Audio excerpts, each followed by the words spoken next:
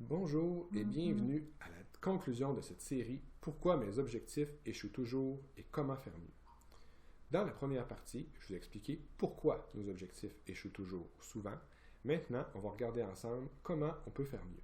Je suis Cédric Parent, président de Planifier vos rêves. Lors de la première vidéo, je vous expliquais que notre vie peut être vue comme un univers en soi, teinté d'une multitude d'éléments qui vont venir l'influencer, que ce soit des éléments de notre vie quotidienne, notre travail, notre vie de famille, nos loisirs, les gens qui nous entourent, notre situation financière. Tout ça vient jouer sur notre vie en général et particulièrement sur l'atteinte de nos objectifs. Maintenant, comment on peut faire mieux la prochaine fois qu'on va avoir un objectif? Comment on peut s'améliorer, le réussir? Tout d'abord, décidez du nombre d'heures que vous souhaitez mettre sur votre projet chaque semaine. Pour ce faire, considérez ce qui est dans votre radar, c'est-à-dire ce que vous savez. Combien de temps ça vous prend à vous passer au travail, combien de temps vous passez avec votre famille, avec vos amis, vos loisirs. Puis regardez combien d'heures vous êtes prêt à mettre sur votre projet, sur votre objectif, et puis assurez-vous qu'il soit réaliste. Ensuite, ce que je vous demande de faire, c'est quelque chose qui est un peu particulier, ça va à l'encontre de ce que vous avez probablement toujours entendu. Je vais vous demander de penser au négatif. C'est-à-dire, pensez aux problèmes que vous pourriez rencontrer lors de la réalisation de vos objectifs. Souvent, mes étudiants du programme Objectif atteint, Vie accomplie me l'ont dit, on n'est vraiment pas habitué de penser au négatif, puis à la limite, on n'aime pas ça. C'est vrai qu'on n'aime pas ça.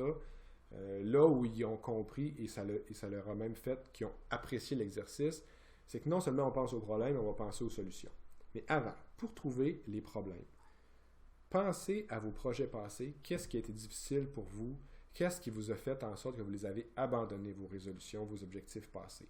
Par exemple, moi, j'avais un jour l'objectif de me remettre en forme, puis j'ai réalisé que mes objectifs étaient trop agressifs, je voulais atteindre des résultats trop rapidement, puis j'ai manqué de temps, puis qu'est-ce que j'ai fait? Au lieu d'avoir des idées de grandeur un peu moins grandes, j'ai abandonné.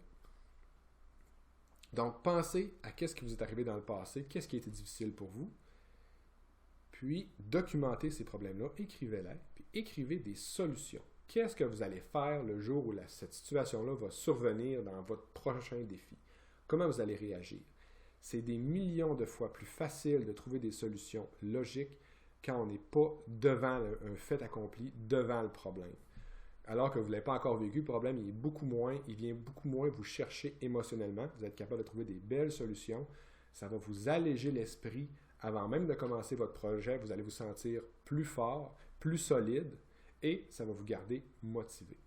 Donc, c'est vraiment une belle solution pour comment on peut faire mieux la prochaine fois.